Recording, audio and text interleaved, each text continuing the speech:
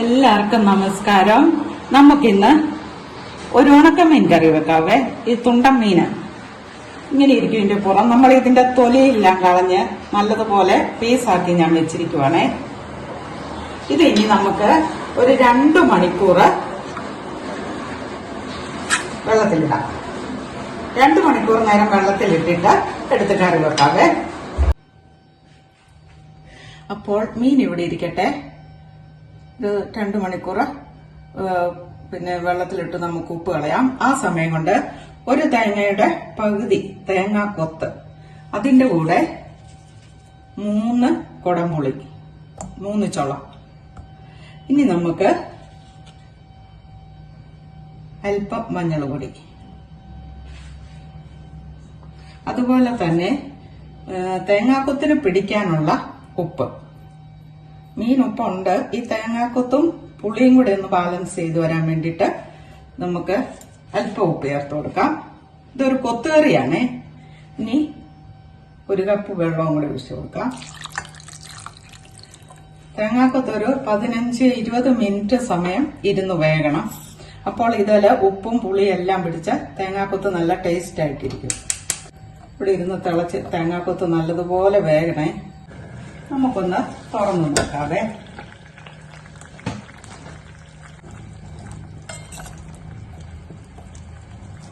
നമ്മുടെ പുളിയൊക്കെ ഇറങ്ങി വരുന്നുണ്ട്. തേങ്ങാക്കൊത്തെ പുളി ഉപ്പുമൊക്കെ പിടിക്കുക.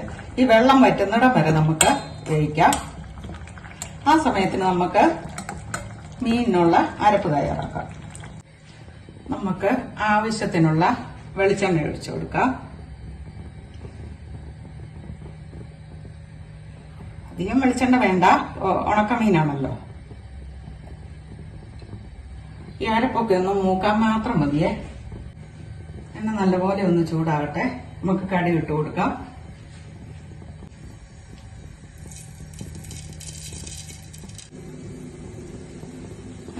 ഉലുവായും കൂടെ ചേർക്കാം.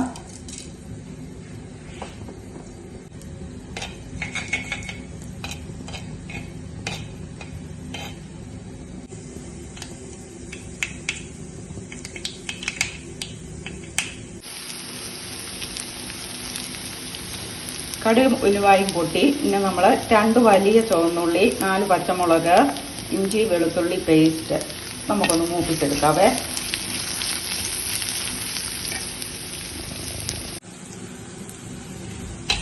ഇഞ്ചി വെളുത്തുള്ളി എല്ലാം ഒരുമാതിരി മൂട്ടെ. ഇനി നമുക്ക് ഒരു 2 ടേബിൾ സ്പൂൺ കാശ്മീരി ചില്ലി കൂടെ ചേർക്കാം.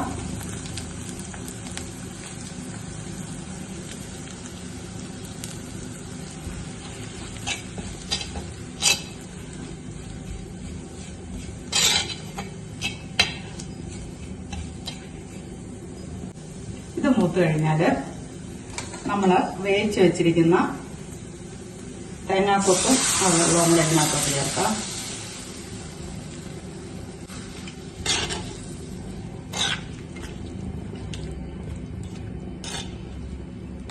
ഇനി നമുക്ക് ഇത് നല്ലതുപോലെ തിളയ്ക്കുമ്പോഴത്തേനും മീൻ ഓരോ കഷ്ണമായിട്ട് പിറക്കിയെടുക്കാവേ.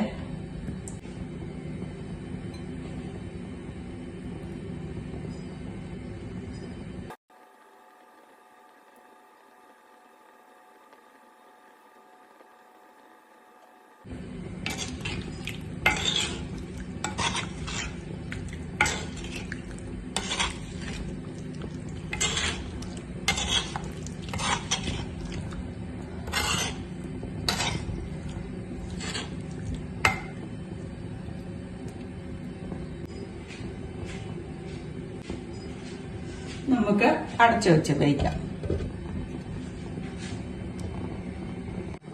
നമുക്ക് തുറന്നു നോക്കാം. തിള വന്നു.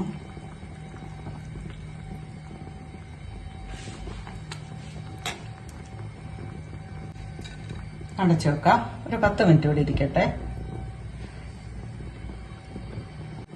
നമുക്ക് തുറന്നു നോക്കാം. നമ്മുടെ മീൻകറി റെഡിയായ. ഉച്ചയ്ക്ക് ചോറിന് ചൂടോടെ കൂട്ടാവേ. എല്ലാവരും കൊത്തുകറി വെച്ച് നോക്കണേ.